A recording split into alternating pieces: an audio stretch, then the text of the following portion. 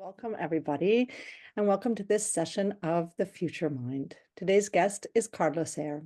Carlos is a historian of late medieval and early modern Europe at Yale University, who focuses on Protestant and Catholic reformations, the history of the supernatural, and the history of death.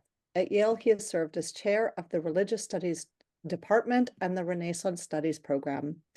He has written many nonfiction books, and in 2023 won the National Book Award in Nonfiction for his first memoir, Waiting for Snow in Havana, which has been translated into more than a dozen languages. His second memoir, Learning to Die in Miami, explores his early years in exile. His book, Reformations, has won multiple awards. All of his books are banned in Cuba, where he has been proclaimed an enemy of the state, a distinction he regards as the highest of all honors.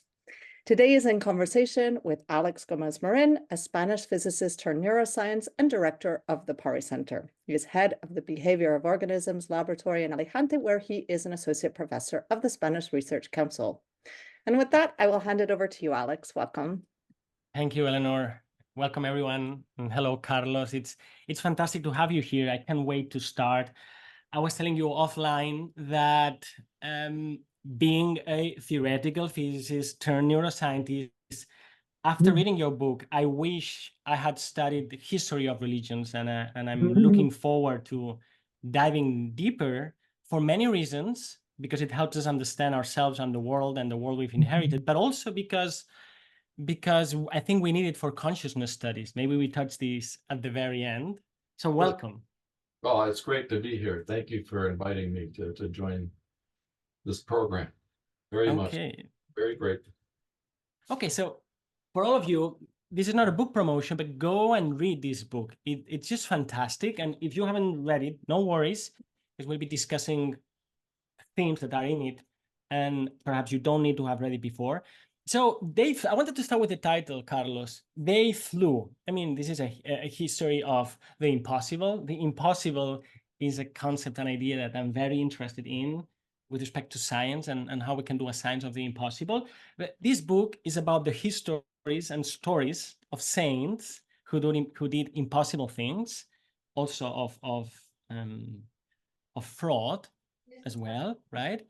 And you entitled it "They Flew," but, and that's how I want to start our conversation, many would say, well, they believed they flew, or they said they saw that they believed they flew, right? So at the end of the day, and especially today, this claim cannot get more impossible, right? That's right. Yes. And when I started working on this subject, I might have inserted that cautionary, they believed they flew, or they said they flew. But after spending years on this project, I came to the realization, as a historian, because that's what I am.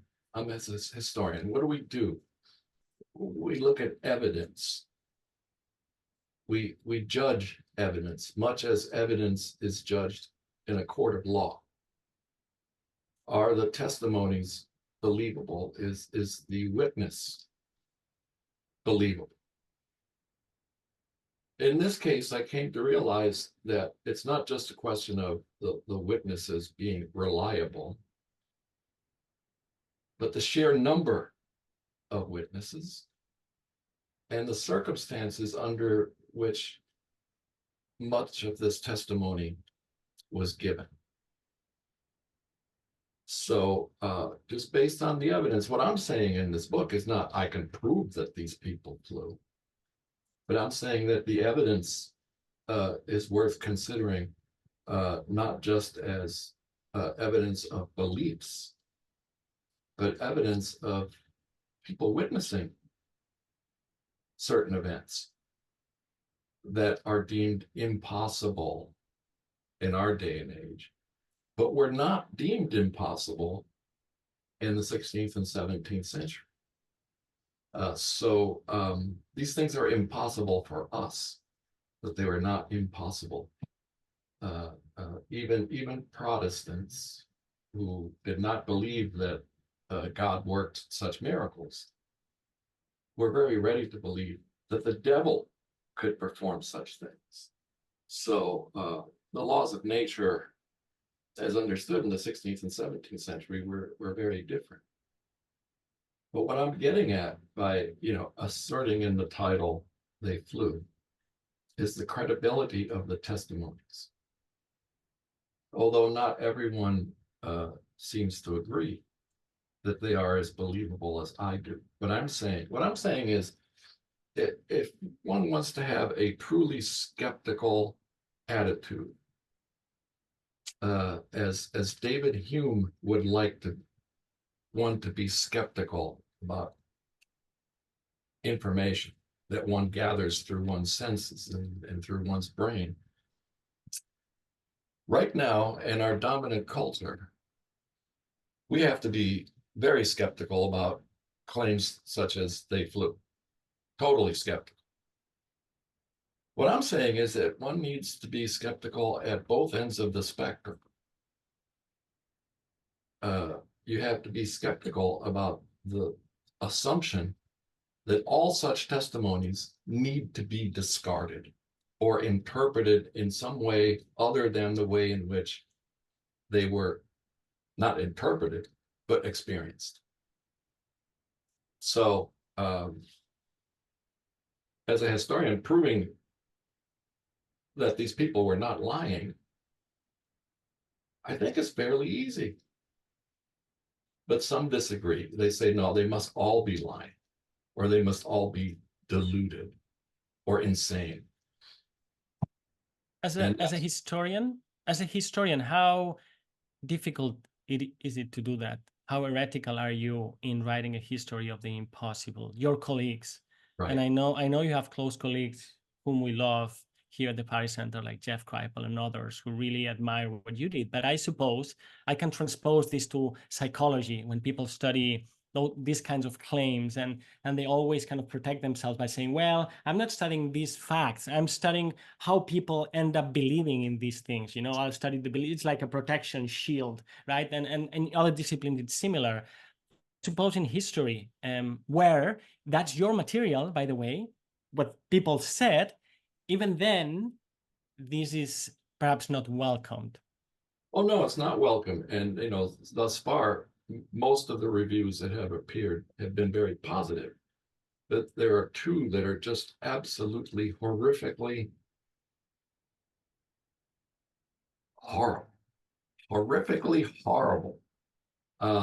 Because one of them calls my book totally unserious. And the other one basically accuses me of being a fool for believing in liars. So, but both of them focus on the testimony as the linchpin for rejecting my book as unserious, right?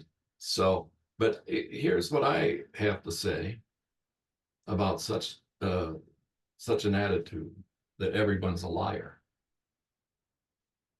And where, as a historian, I have to take into account not just the sheer number of testimonies, but the conditions under which the testimonies were given and the people who were giving the testimonies. And it goes like this, that my argument.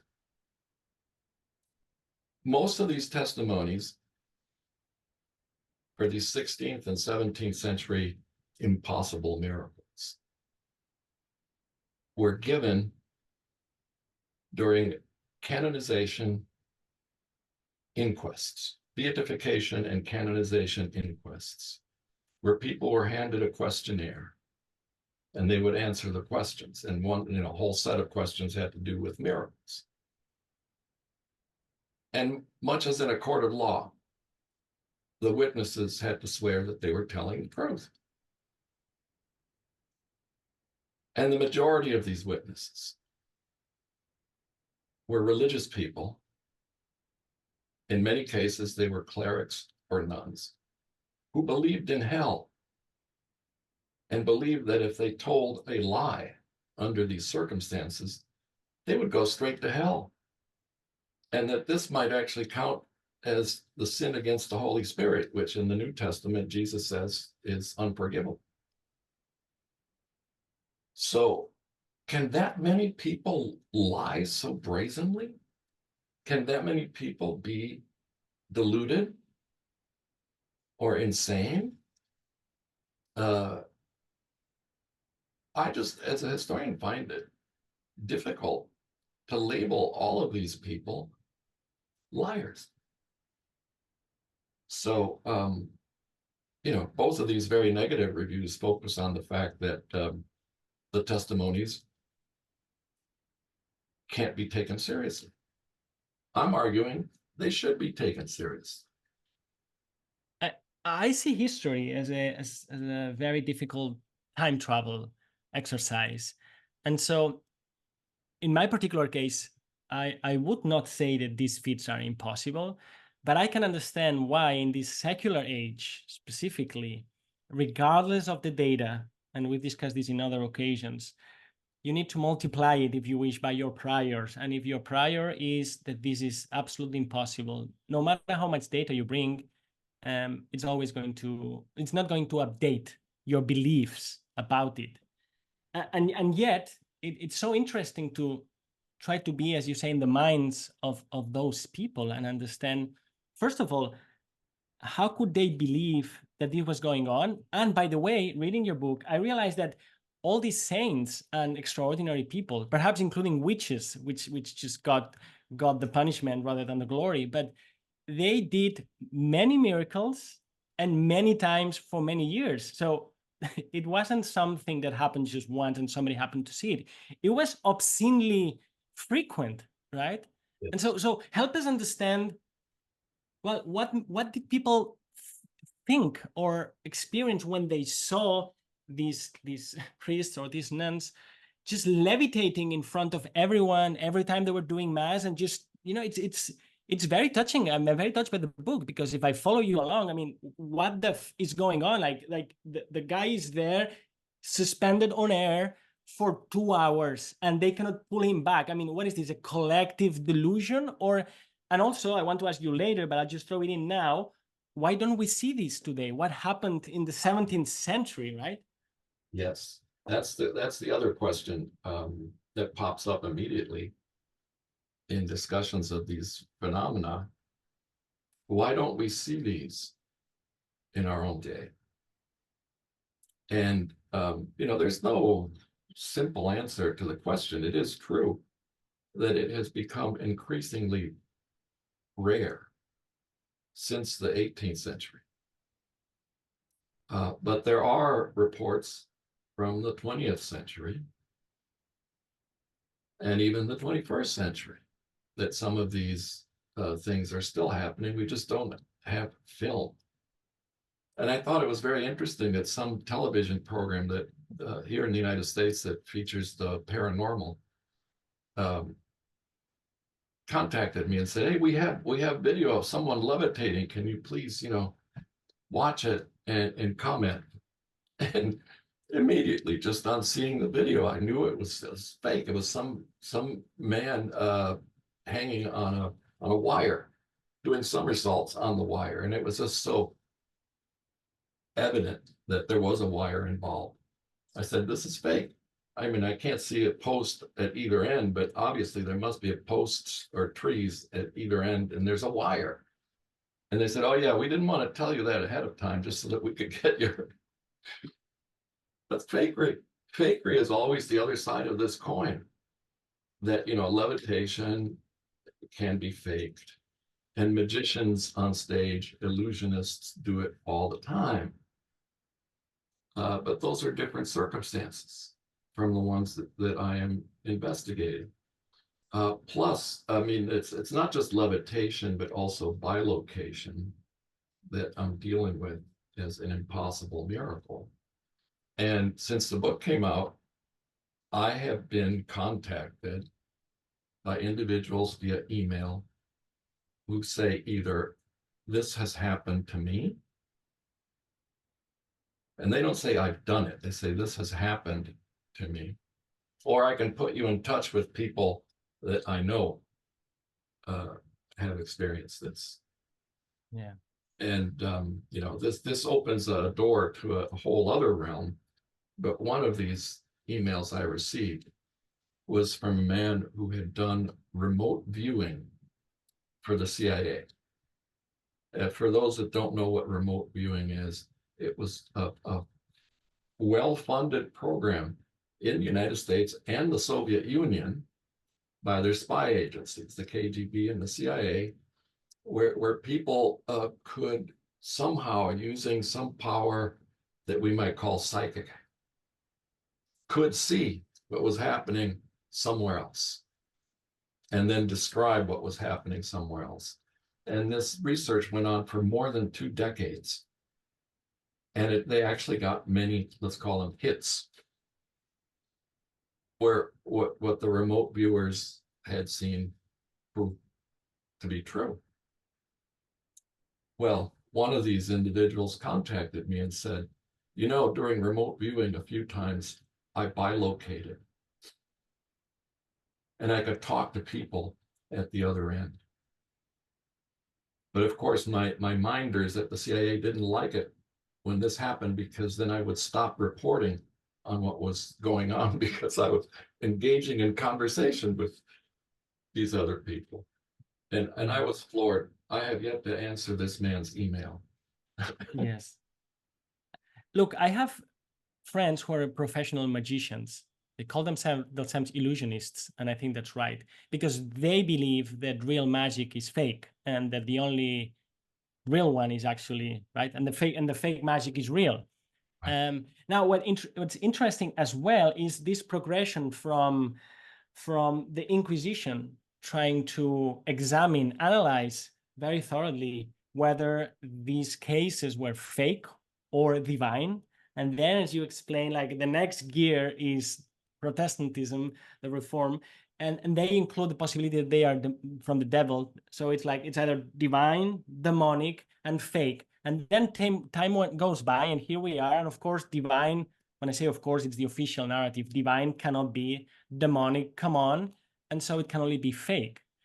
But this is the official narrative, right? So how do we talk about these things with respectability, but also with an open mind? It is something that just touches my own work. I think that's why reading your book has been so moving. I was telling you also before we start, right? And that as I'm reading the lives of these saints and other people, I can relate to, actually, I was writing on the book, well, Maria de Agreda, right? What, maybe she's not bilocating, maybe she's remote viewing and she didn't know. I mean, I wrote this in your book, and when they have when they get into this state, right, they cannot move. I mean, that also has neural correlates that we can understand today. Still, this may be portals to other states of consciousness, right? And so how can we bring together your historical approach with science and popular culture without being immediately deemed as pseudo X or pseudo Y? Well, there will always be a certain number of people, usually a high number,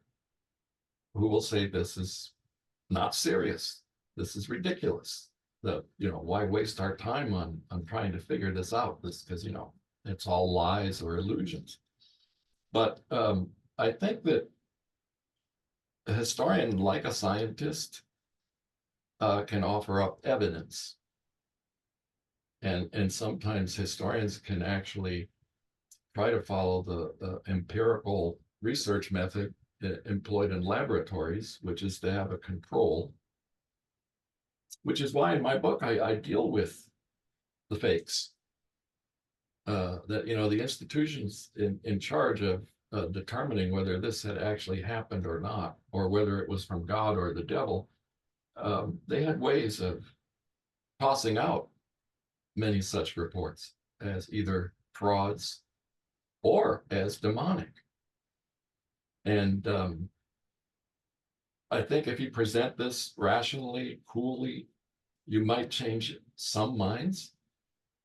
But I think that the cultural matrix in which we live is such that, no, it's not like everyone's going to change their mind about it, because we live with what the sociologist Ernst Troeltsch called social facts. What is a social fact? A social fact is something that is believed so deeply and thoroughly within a culture or society, that it becomes unassailable, an unassailable truth.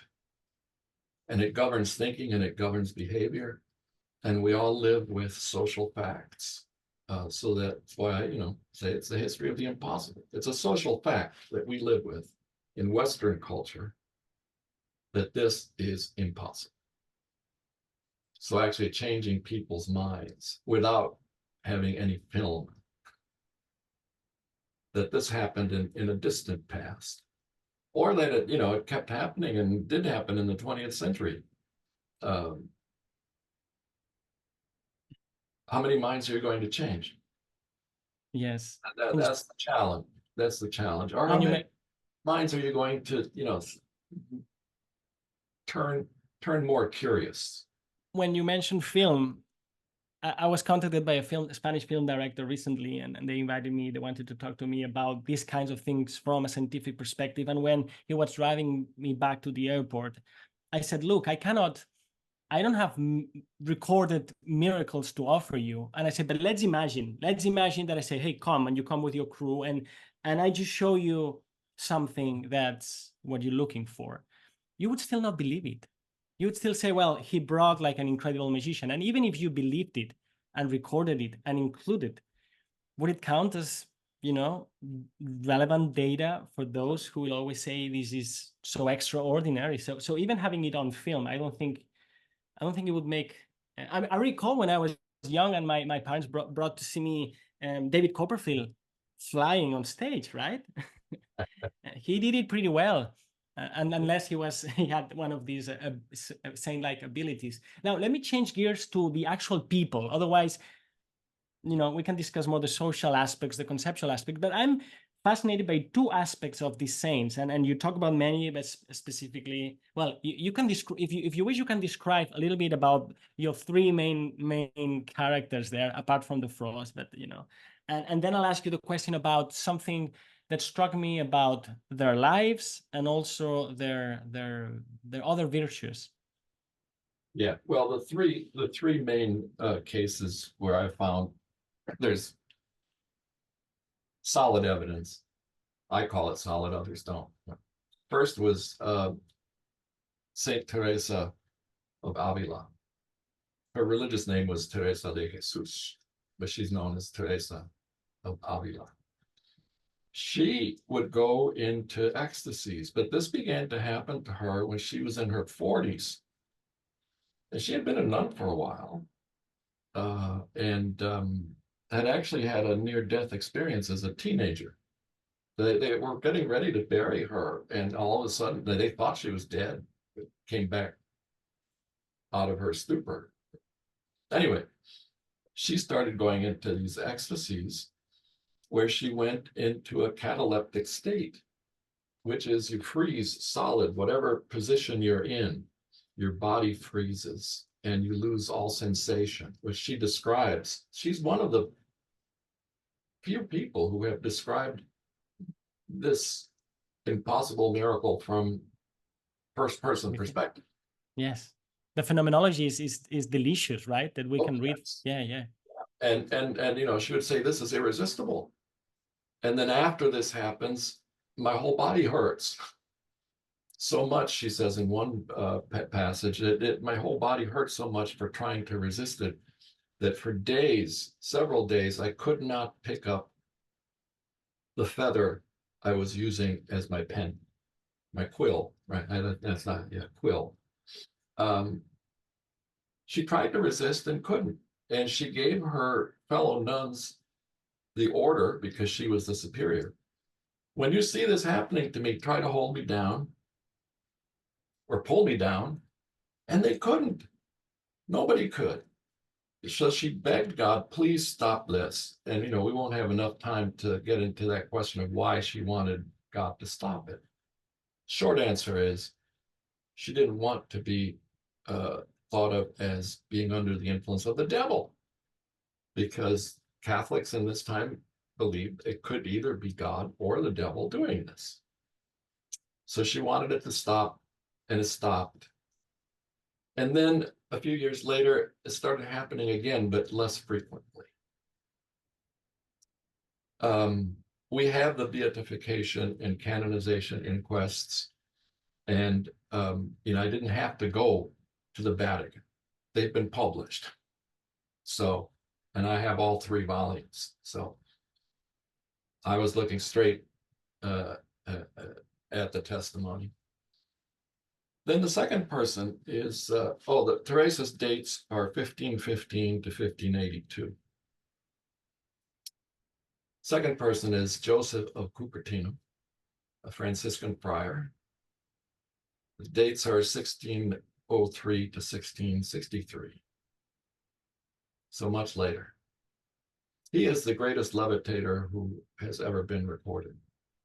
Began levitating when he was a teenager. And he was not a very bright person. Everyone admits this. The nickname given to him in Cupertino, his native town, was Boca Aberta, or open mouth. Mm-hmm. And he actually got kicked out of 2 monasteries because he flubbed every task that was given to him. But he went constantly into these ecstasies, and he went higher and further than any other levitator that's ever been recorded. Thousands of times. And as a result, the Franciscan order had to keep moving him to ever more remote locations because the number of people who would flock to see him was too disturbing for the monastic communities in which he lived. So for the last 10 years of his life, basically, he lived as a prisoner in his priory, in his room, allowed out only once a week because his levitations were so distracting, utterly distracting. At one church, the chapel of the friary, I forget which one of them it was,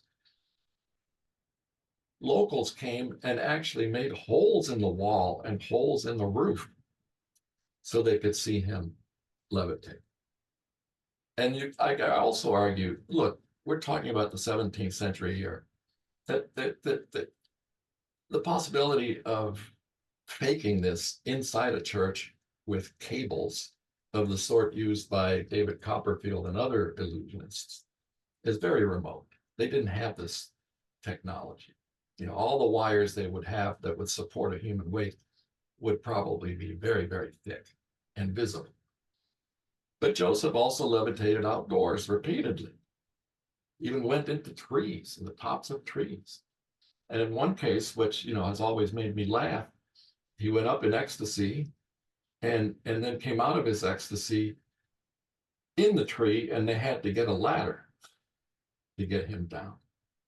So this is where, members of audiences where I've given talks on Joseph says, oh, this is ridiculous. You're doing the history of the ridiculous, not the impossible.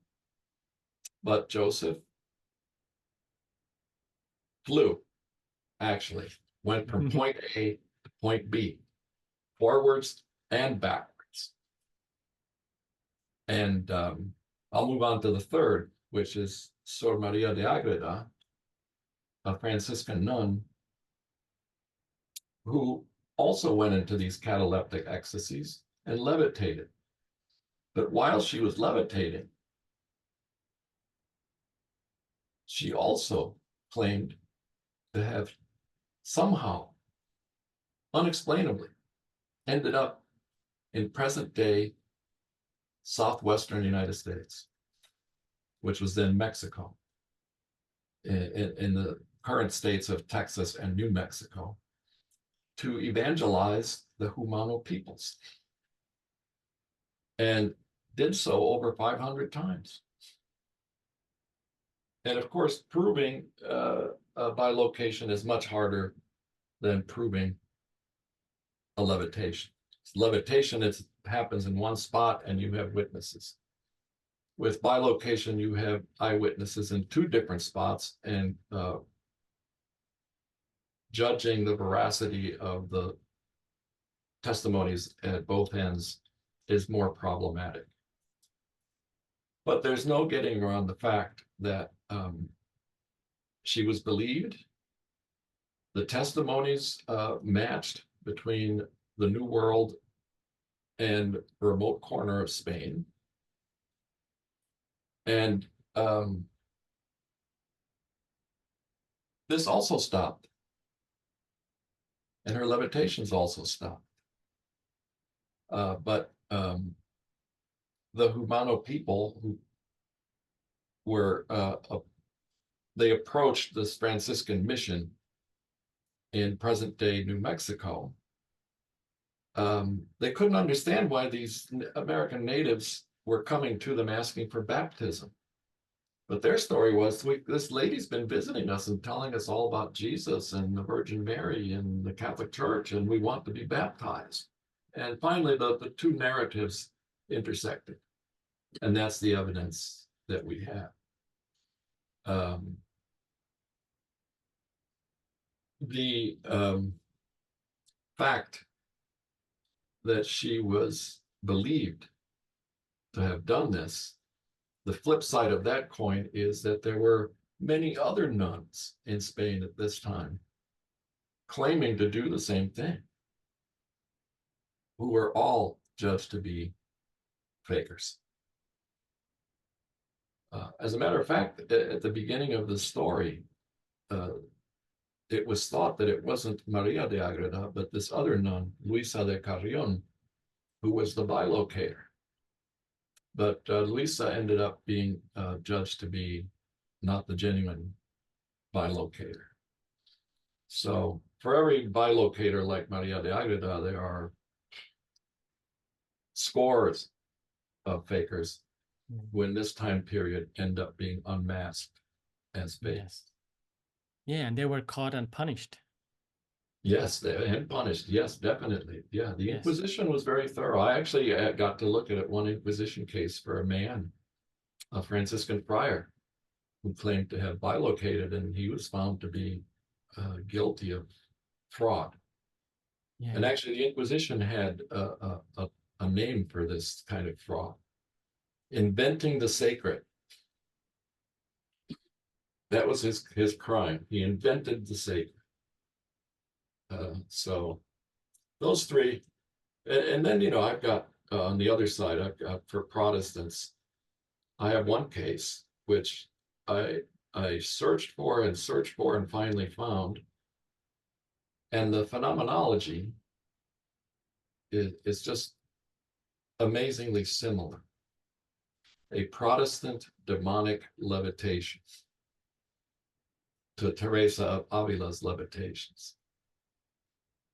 This Protestant levitation took place in 1693 in Boston. And the person involved was the leading Puritan of Boston, Cotton Mather. A teenage girl, was believed to be possessed by the devil, and she was levitating. So Cotton Mather got a group of men together, and they went to the room where she was laying in bed, and they tried to keep her down, just like the nuns tried to keep Teresa down, but they couldn't. And she went all the way up to the ceiling, and they tried to pull her down and couldn't. And then Cotton Mather had these men sign affidavits, legal affidavits, that they had witnessed this. I can bet real money that Cotton Mather never, ever read about Teresa's levitations. He wouldn't have wanted to, even though there was an English version of her autobiography at the time, translated by a very, very interesting individual. But the two events, as described by witnesses, are identical. With the bad luck that in the second case, the hypothesis of divine origin wasn't possible, right? That's right. Yes. And this happened also, I should mention, right after the persecution of witches in Salem, Massachusetts, which is just outside of Boston. And Cotton Mather had been involved in that witch persecution. I want to come back to witches and the devil later, but let me now, since you described these three main cases, three aspects that really struck me about them was one, they weren't trying to do that. Actually, they weren't doing it. It was happening to them and they didn't want it. Second, there seems to be these both sides, because on the one hand, it sounds pretty cool that you're doing all that and you're entertained as being a saint, but their lives were really tough, and perhaps that was generally true of everyone then. But as you write about their lives here, it's horrible. I mean, they mortified their bodies. They just had the horrible time. I mean, it was like they were like terrible lives, and just sprinkled with these moments. And the third aspect, which was very important for the Inquisition, was the humility that they had as a defining factor. So, well, this is fascinating because it's not just about the impossible happening, but these subtle but very important things, right? If you're not humble, you betray that you're making it up. You don't want this to happen. It just happens to you, and it's not necessarily nice. That's right.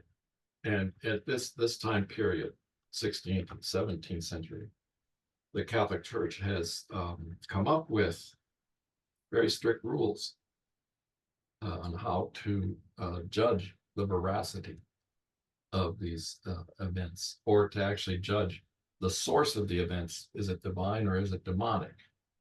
Or is it a fraud? But yes, they led very stressful lives. And in the case of Maria de Agreda, for instance, and this also happened to Joseph of Cupertino, the curious would come to sort of probe and poke the levitating mystic, prick them with needles, put candles in front of their eyes as they're in this cataleptic state. Or in the case of Maria of Agreda, which, this again evokes audience members saying this is ridiculous, is that the body apparently had very little weight and could be blown about with one's breath. So there's this narrative, which the image is just ridiculous. It's these nuns and visitors to the convent are gathering around Maria, who is in a cataleptic state and doesn't know anything is going on. And they poke her with needles and they blow her about from one end of the room to the other. Or they give her a gentle shove and whoops, there she goes. And I should also mention this because I think it's very significant. Joseph of Cupertino, every time he went into one of these levitating ecstasies, let out a very loud sound. And the three Italian words used to describe these sounds, grido, strillo, and urlo. Urlo is the deep bass voice, urlo. Grido is a shout, and strillo is like a screech.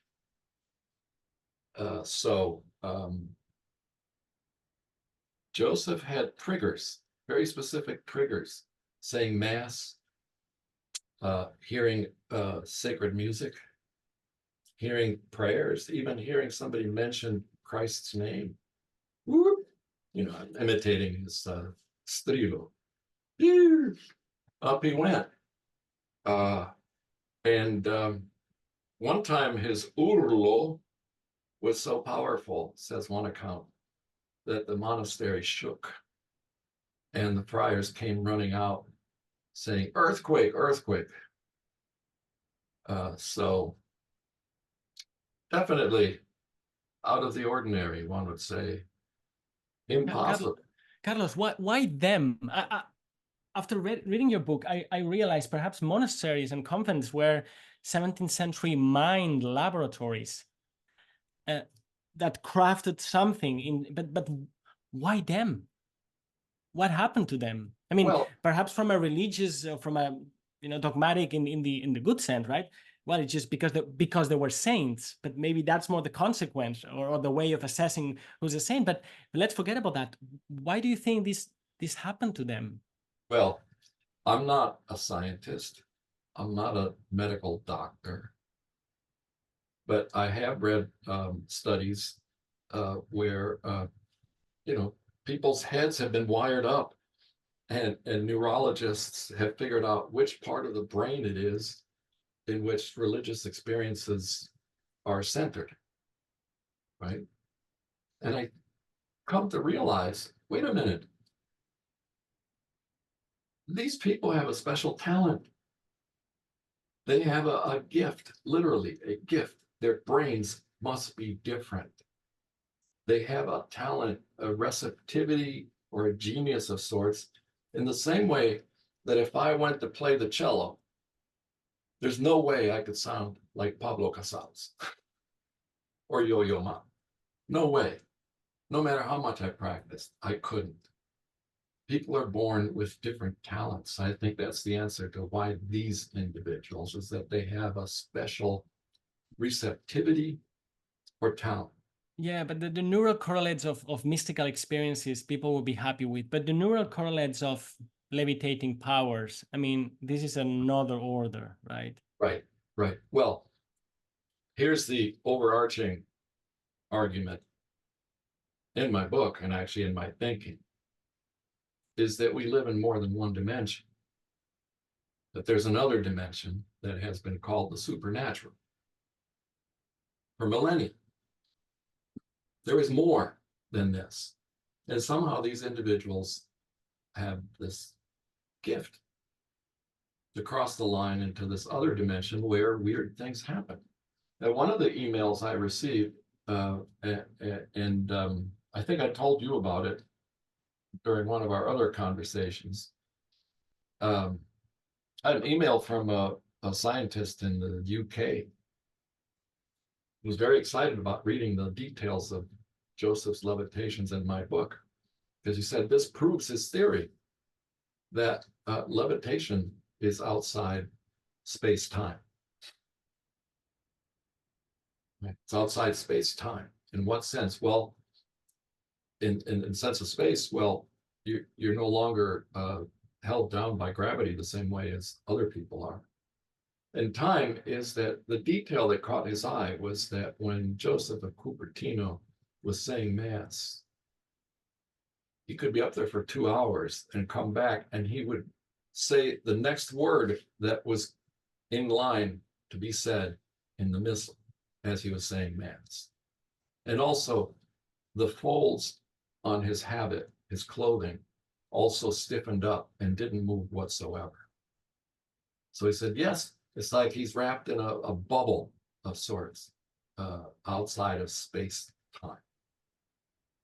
So now I'm using scientific language, but I can't speak credibly about these things.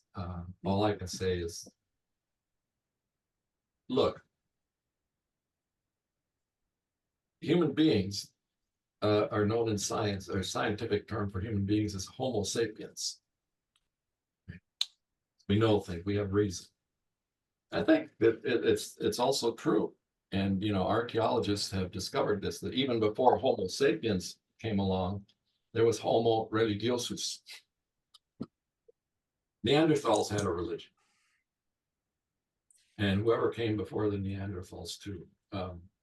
There's been evidence of belief in another dimension and in an afterlife among humanoids. Let's call it ourselves humanoids for millennia.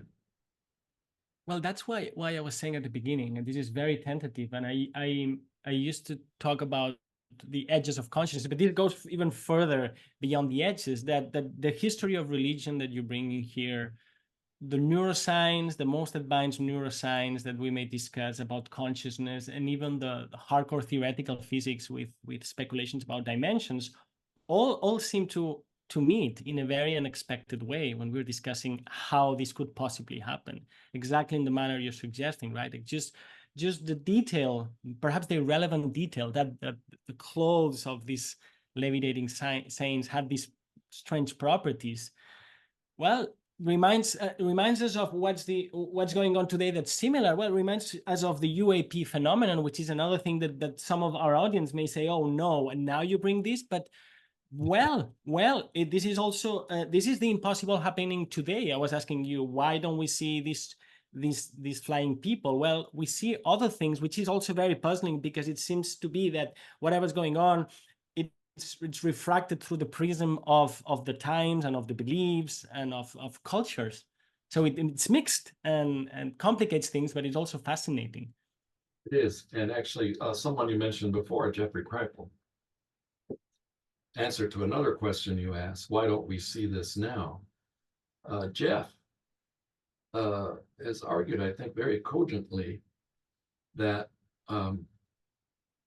belief makes things happen.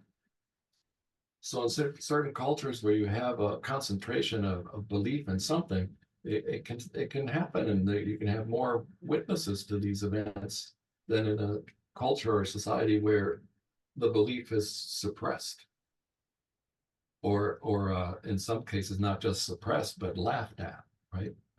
Yeah. So yeah, it's fascinating how, now I get emails from people who've done remote viewing. I get people who work with UAPs and near-death experiences too. But in the 20th century, there were two individuals who defied this lack of belief in the impossible. They both were monastics. One is the Italian Capuchin Pio Pietrelcina, better known as Padre Pio, who is now Saint Pio, was canonized. Died in 1968.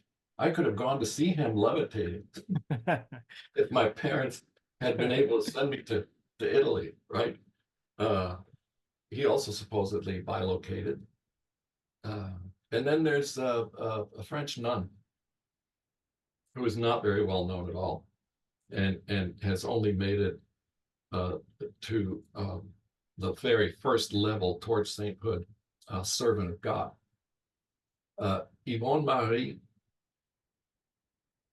de Jesus was her religious name, but she lived in a Augustinian convent in Malétroit in France.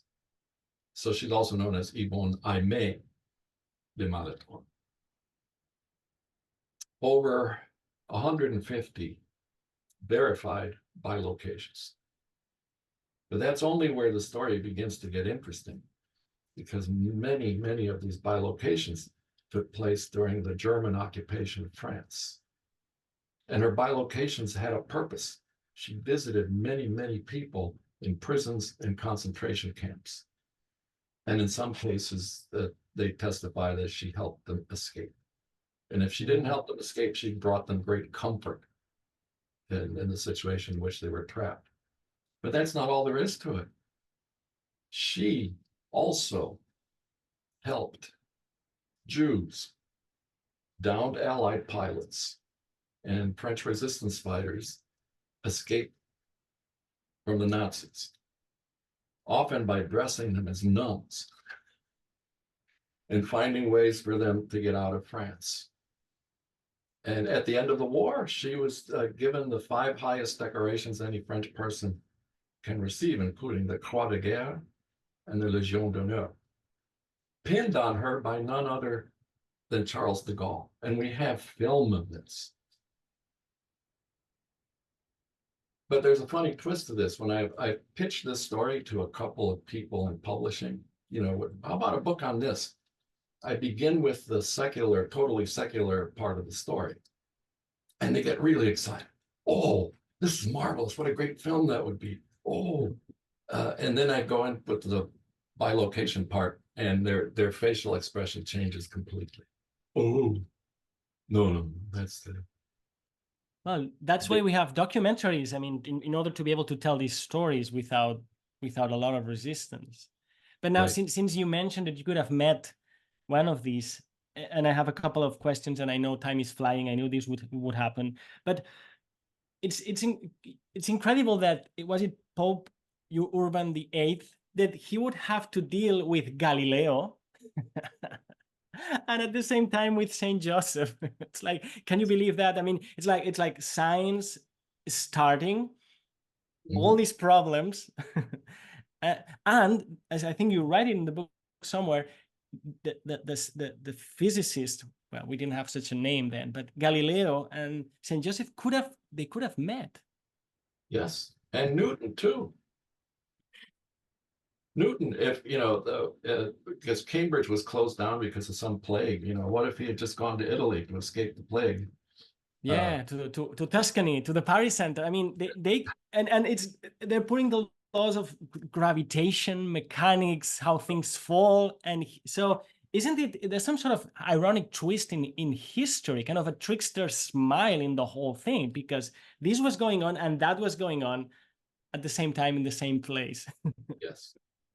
Yeah. So, you know, the transition to modernity is not as clean and neat as it was presented to me when I was in school, or even when I was at university, right? Oh, it's a nice steep upward curve towards rationality and empirical science. No, no, not at all. It was messy. And it continues to be messy because, you know, now we're dealing with things at both ends of the cosmos with astrophysics and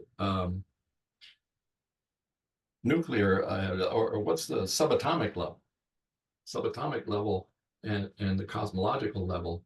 Our scientists continue to be constantly stumped that their assumptions about the laws of the universe. Well, this purification, I think it's contaminated by conversations like the ones we're having, and I think that's why in some of the reviews I've read, I think they do it in goodwill. They say that your book is post-secular, right? Because Right. it's what comes after we pretend we got rid of all of that, including, for instance, Devil's Advocate, which I understood where it comes from, right? Trying to. Okay, so well, we didn't talk much about miracles and what it means and what's breaking a law of nature and whether there's such things as laws or they're more like habits, and what it means to break it. It is perhaps suspending it, and what do great theologians say about that, and what would physicists say about breaking laws? I mean, because again, the history of science and of physics is not about breaking them, it's about finding new ones where the previous one is a limit case. So it's like, just relax. I mean, as Yeah. I say, after when Einstein came along, Newton's apples continue to fall in the same way. I mean, it's not like the world just vanishes, right? But there's a lot to say about miracles. But because we only have 5 more minutes, let me move to the devil. Okay. And maybe with this we wrap it up, and there'll be time then for Q&A. Because I want to read, if you don't mind, a paragraph of your book. It's page 339, and I leave it to you to discuss, because I think it illustrates also what you're trying to tell your colleagues. Not necessarily about miracles, but in this case, it's about the devil, but you'll see. And I hope the audience. So you write, finally, a fourth point, which is seldom discussed openly, concerns the devil's absence, or more precisely, his non-being. In other words, it is taken for granted that the devil is not and never has been a real being, much less a causal agent, and that the only acceptable way to study witchcraft is to share in that assumption. In addition, that shared assumption is most often viewed not as a mere conjecture or a hypothesis, but rather as an incontestable fact, except with a strong degree of conviction that resembles that of the inquisitors, who assumed that all magic involved implicit dealings with the devil.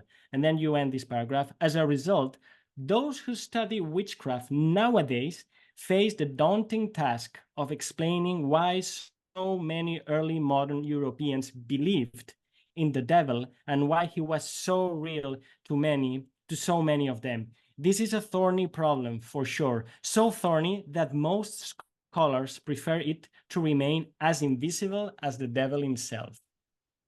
Yes. Yes. Yeah. You know,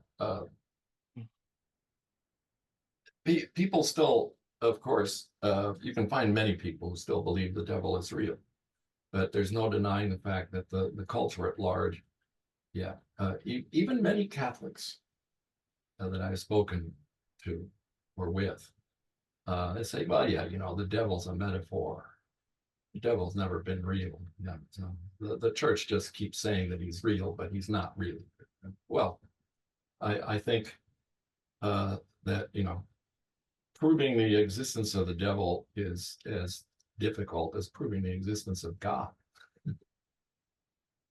And basically, at some point, one has to, there are two things, two possible things that can happen with God and the devil. You believe they're not real, but you can't prove that they're not real. And the other is being a total non-believer, let's say a total atheist, admitting or not admitting that lack of belief in God is a belief, that atheism is itself a belief system that denies the possibility of there being another dimension, which has been called the spiritual or supernatural. So proof is hard to come by in either direction. And as you're saying this, literally this image came to mind, actually this one, of one of those hardcore atheists telling somebody, well, you believe in these things. It's like, this is the place on which you stand with your beliefs, and saying it so as if the atheist was levitating, like non-standing anywhere, right? As if saying you believe in that as an accusation meant that you don't have any beliefs. Right. Which is both funny and tragic. Yes, I know. I've had conversations with several atheists who have gotten very angry. And I say, you know, what you have is belief too. You can't prove to me God doesn't exist. Yeah. There's no supernatural realm. And no, it's not a belief. I'm 100% rational about this. Well, prove it. Yes, and we had this conversation last year with Tanya Lerman about his book, How God Becomes Real. And it is very subtle because you need to work out. It's also a practice. It is a yoga, right? And also denying things, it's also a habit that you get into it. And perhaps that's what creates these different worlds that seem so irreconcilable, because we just worked out certain realities and then we think that other points of view are literally impossible. Yes. And as you said before, a few minutes ago, you know, apples kept falling the same way. Yeah. And I've always liked the fact that, you know, Newton's apple becomes a metaphor or a symbol for one of the greatest discoveries in natural science. Well, isn't that ridiculous? That metaphor. In the same way, you know, people are, well, what's the purpose of levitation? What purpose could that possibly serve, even in a religious context? Yeah, the function of miracles, right? What's the function? What's the function of a miracle? You know, in the case of bilocations, Yvonne I made them out of Trois, she helped people escape. Yeah, that's pretty clear, purposeful miracle. But levitating and having people like play around with your body while you're levitating, what's the purpose of that? Other than it's a manifestation of the reality of another dimension. Mm-hmm. And a dimension that transcends the material world. So now I go around calling myself a transmaterialist. Yes. Not anti-materialist. I'm just a transmaterialist. Yes. And all of religion, I think, could be called transmaterialism. And I think there are a growing number of true skeptics who refuse to believe that these things are impossible. That to me is a true skeptic. not the one who says that they are inconstant. Carlos, thank you so much for educating me in these matters. I've enjoyed so much the book and talking to you. Thank you so much. Thank you for inviting me. Thank you very much. All right. Now, today I have some family constraints and I'll need to leave now. Carlos knows that, Eleanor, so does Eleanor. I'll leave you with them, and I'm really looking forward to watching the conversation you'll have now with the rest of our audience. So I'm going to leave, and thank you so much. Thank you, Àlex, and thank you, Carlos, for this incredible conversation. And now we open it up to all of you. So if you do have a question that you would like to ask, you can use the raise your hand function at the bottom of your screen, and we will bring you in to ask questions. Veronica, please join us. Hello everyone. Hi. Hello, Carlos. I spent a year in Cuba in 1976, so I'm wondering if you were there then. No, I left in 1962 and have not returned and do not want to, and cannot return because the minute I step off the plane, Right. I'll get arrested. I just wanted to ask you, we did not mention very much the role of the ego in all of this, because we have this innate and very strong tendency to believe what would be beneficial to us, but we're not aware that we're doing that. And I think in modern days, that may be what people, for instance, fall for the fake news, because there is an aspect that is either beneficial in the economical sense of it, or even beneficial in the sense of their idealisms or ideologies or whatever it is. So I think it all comes down also in great part to the ego that comes to the front. And it's interesting when we were talking about the paranormal events that are most suitable to the period of time we live in. But I still feel this ego connection when I see people who are, and I guess my question would be, what is healthy skepticism? Yeah. When do we see that the ego is actually stepping in the background, so to speak, so that we can ask really useful questions? Right. And actually, my approach to answering your question is that, you know, the governing rule in the study of religion currently, the academic study of religion, is functionalism. You don't study the phenomena themselves. You study what purpose they serve, what function they serve. And you're right, that when it comes to the realm of belief, the ego enters in. There are things you want to believe because they help you cope with all of the suffering and irrationality of human existence. So yeah, the ego enters in this same way. As a functionalist, you know, an anthropologist or a sociologist would come in and say, well, this is a function served by these levitators and bilocators. You know, they help people believe that there is another dimension. And that belief is comforting. Right. But what I find paradoxical is that the individuals I studied strive very hard to get rid of their ego. Selflessness is one of their goals. Although it's very paradoxical, as one student pointed out to me once in class, I teach a course on Christian mysticism. It's about halfway through the semester. Student says, you know, these people keep talking about selflessness and getting rid of their selves and, you know, having God take over completely. But they're the most self-obsessed people I have ever read. And I have to say, she was 100% correct.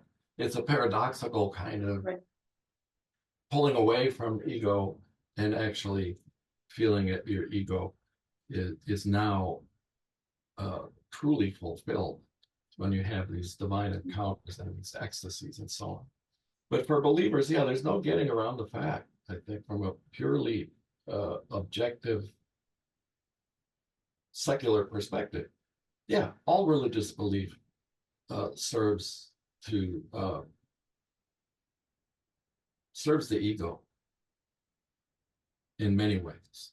Usually, the more profound the belief, the more functions it performs with the ego. Thank you. Yeah, Thank you. just Cupertino, like Francis of Assisi, called his own body asino, ass, or donkey. The real ego was not, the body. It was this other part of the ego that was experiencing the divine. Thank you. Thank you, Veronica, for coming in. Niels, would you like to come in and ask your question? Yes, it is very interesting. It resonates with my life in many aspects. But I'm a realist. I'm not a mystic. I see it as being real. For example, levitation. There's one thing the scientists seems to have not actually taken note of, that electromagnetism is a stronger force than gravity. So there you have it.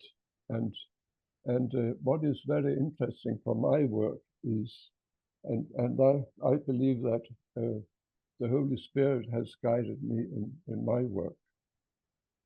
I'm not one. I only talk about things as they are. I don't speculate. And you can do that when you are connected with the Holy Spirit. And that's my experience. Just very briefly, I could talk for hours about my experiences.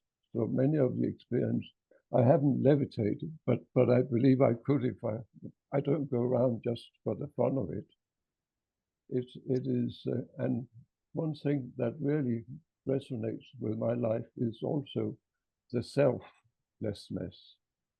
So since I was, I don't know, 5, 6, I thought about the world as something for everyone, that we should be useful in this world. And I think that is our real calling. And when we come back to that, then we can do miracles. Yes. And we will all be geniuses. Well, there are spiritual geniuses, and one has to admit that they definitely have a talent or a gift for perceiving things that others don't. And again, my encounters with students, another student, a different one. One time I had said in class that mystics are really strange people. They're the kind of people you don't want sitting next to you on the bus, right? Because they see things that others don't see. And she came up after class. She had already taken 2 courses with me, so she knew me. She felt comfortable coming up to me and saying, "Professor, I was very insulted by your comment." And I was shocked. I said, what insulted you about this comment? She says, "I see things that other people don't see all the time." And she was one of the brightest students I have ever taught. Her grades were the highest possible. All the faculty loved her. And then she comes in and admits this to me, right? So if she was, quote unquote, insane, she was highly functional. Thank you. Thank you, Niels, for coming in. Okay. Paul Groff, will you join us, please?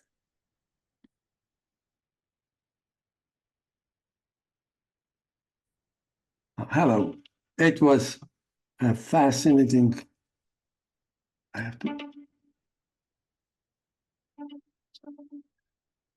What a fascinating presentation. I guess something one could discuss for the whole afternoon. Yes. My question is, is it possible that the levitation and flying is just not considered as unusual these days, and therefore it just doesn't happen? Because for a couple $100 you can fly, and so the belief in that has changed in a way. And I'm so glad that you mentioned at least one case, one recent case, because I think there's a lot of miracles that we can talk about that are happening right now, but the flying is just not as attractive belief. Yeah, and the fact is, the first verifiable levitator was the Frenchman who went up in a hot air balloon. Who actually is also the first victim of flying, because second or third time his balloon crashed and he died. But yeah, flying now is commonplace. And as the previous person mentioned, there is electromagnetic levitation. Yep. I have a son who lived in Japan for 2 years and rode the levitating train many times. Nobody questions that possibility. Sorry. Oh, go ahead. Well, while we were talking for that hour, I think that there has been miracle happening to each of us. I mean, just imagine you have 33 trillion cells, and within that hour, you destroyed 2 billion cells in your body, and 2 billion cells went to replace it. And this is a miracle. We are making the miracle. And the reason I am mentioning it, because that indicates that there is an energetic field around us. And presumably, if you moved into the energetic field, you would be levitating. Yeah, this is the kind of stuff that I don't know much or anything about, but because there's so many miracles documented, like the bilocation, trilocation from India, from many Indian teachers. And I'm just thinking about some of the experiments that Elmer Green did in his laboratory, where you could stop the heart for 15 seconds at will, where you could influence bleeding. Those are in a way miracles, but they are just not flying. They're very different ones that are happening. Yeah, I once saw a documentary. Tibetan monks spent the night in sub freezing temperatures, and their core body temperature they knew how to lower. Yeah. And slept without any blankets or coverings or anything. And there it is. That's proof that we're complex organisms in more than just biological or materialists. Yeah. These are not strange things. What is strange is our understanding of the world. And it's always it always makes everybody uncomfortable when they're confronted with something that they cannot explain. And especially if their profession is to explain these things. Thank you so much for the presentation. Thank you for being here. Thank you, Paul. Alan, please come in. Carlos, thank you. That was such an interesting conversation. I have a comment and a question. I know nothing about levitation, but I did remember reading an answer to a question about the when Maharishi Mahesha Yogi offered levitation, and actually the answer came from the person who was the Shankaracharya, and they were in the same order. They were together. They were friends, I guess. And the answer that he gave, because he was asked about it, was the real levitation is a very gradual process. The precondition is total celibacy, in which the serpent power is consumed only to refine the physical body. It needs more than 300, it's a type of breathing exercise, practiced daily for long periods of time to initiate gradual levitation after purification of body and the body-mind. And you need an expert as well. He then basically advises against it as being a distraction against something that's worthwhile. And in fact, it can cause loss of blood through the nose. Oh my God. I only mentioned that because I just thought that was interesting. I didn't know what the serpent power was, but apparently it is, I just looked that up. It's the primordial cosmic energy known as serpent power. It is the fundamental life force, the supreme spiritual energy, usually lying dormant and coiled 3.5 times around the chakra at the base of the subtle spine. That's something else I don't really know anything about, but I just thought that was interesting for those. Oh, it is. It is very interesting because, you know, it's related to asceticism, self-denial, and at least in the Christian tradition, which is similar in this respect to the Indian religion and Buddhism. Self-denial is the key to achieving these ecstatic states. And then the explanation you get is very different. Here's Teresa of Avila's explanation for levitation. And this is pre-Newtonian, and of course it's not at all something any yogi would say. She said, what happens to her first person account says you feel this force pushing you up from beneath, which is unstoppable. And then she says, oh, what happens is that in mystical ecstasy, the soul leaves the body very rapidly, upwards, and pulls the body along. And her description of the flight of the soul is as follows, and I'm quoting verbatim in English translation. Soul leaves the body as quickly as a ball leaves the musket when it's fired. Thank you. Thank you. I also have a question. Really for you as a historian, in Indian philosophy, a very fundamental point is different ages, different yugas. And so there's a golden age that turned into a silver age and then a bronze age. And now we live in the Kala Yuga, which is the Iron Age. And this represents a running down of civilization. So I'm just wondering, as a historian, I can imagine that the things we're talking about were much more common in earlier ages. And as an example, I've always been mystified if one goes to Egypt and looks at the various structures. It's always the structures of the old kingdom that are more impressive than the new kingdom. And it's most extraordinary because the people were not stupid, and there have been much more simple ways of building things than moving astonishingly heavy blocks of stone.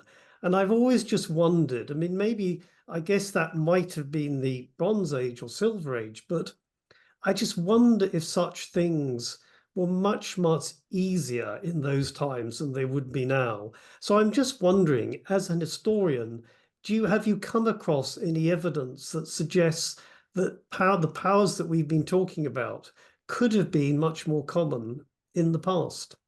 Well, definitely, if you just read the historical record and you read the texts, the farther back you go, the more normal this kind of stuff becomes. And I always got a chuckle out of the response my colleagues who study Asian religion would have when I told them this was my project. They said, yeah, so what? Of course, this is what religion is all about, of course. But, here in formerly Puritan New England, these things are just inconceivable. totally inconceivable. I also saw, I can't remember this guru's name, but he was being interviewed about the relationship between religion and science. And his response was, yeah, you're scientists. They're dealing with the easy stuff. We deal with the really hard questions. And that made me laugh too. Brilliant. Thank you. Thank you. Thank you so much, Alan. Thank you for coming in. Raymond, we don't have much time left, but please do join the conversation. Could it be that these events that occur in the monasteries, because in the monasteries, the monks and nuns are spending pretty much their whole day oriented towards a more vertical access of spirit and transcendence, and less interested in worldly concerns and the social world.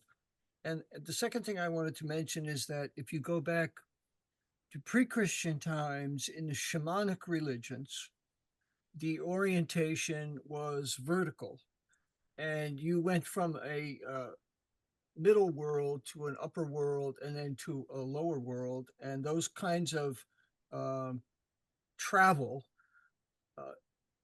perhaps not physically levitation, but those kinds of travel, imaginal or consciousness, whatever, were quite common. Yeah, definitely is that, the previous question points in the same direction. The answer to the previous question points exactly in the same direction, literally, because it's this vertical axis of up and down, and the spatial metaphors are very similar across religions, with the up and the down, with up, of course, being optimal. So yeah, very much so. And I think it's amazing. There is no smoking gun, so to speak, that connects Asian monasticism with Christian monasticism. Yes, you can kind of trace it across the Middle East and then travel, but no, there is no smoking gun, but I mean, it's really hard evidence that Christian monks, the very first Christian monks, were modeling themselves on systems of lifestyle conceived of by Buddhists or Hindus. But they end up with basically the same kind of organization, which is, as you say, to point yourself upwards as much of the day as possible, and as much of the night as possible too. So again, sometimes I say to my students, I say, okay, fine, stop eating for a month, drink very little, and go off by yourself in the woods and see what happens to you at the end of 30 days. And pray, add the prayer to it, or meditation, or whatever, and see what happens. I think human beings respond to these environments in very similar ways. Thank you. Thank you, Raymond. Well, thank you so much, Carlos, for being with us here today and for taking the time out. And thank you to everybody who joined us today. Michael, I know, has a couple of announcements to make. Would you like to come in, Michael? Yes. Thank you, Carlos. And of course, Àlex, who moved on for a little bit. And of course, all the members of our audience. Before we leave, we'd like to announce one of our in-person meetings, a weekend workshop that directly explores the idea of the impossible. Join us in Italy from June 28th at 4 p.m. for July 1st with Jeffrey Kripal as he hosts How to Think Impossibly in Pari, Italia. How to Think Impossibly invites us to think about these fantastic yet commonplace experiences as an essential part of being human, expressive of a deeply shared reality that is neither mental nor material, but gives rise to both. Thinking with specific individuals and their extraordinary experiences in vulnerable, open, and often humorous ways, Kripal will interweave humanistic and scientific inquiry to develop an awareness that the fantastic is real The supernatural is supernatural, and the impossible is actually possible. For more information on this event and our other in-person events this year, please visit the Parry Center website. And thank you all again so much. Thank you. Thank you, Michael. And thank you, everybody. Thank you, Carlos. Thank Bye-bye, you. everybody. Take care.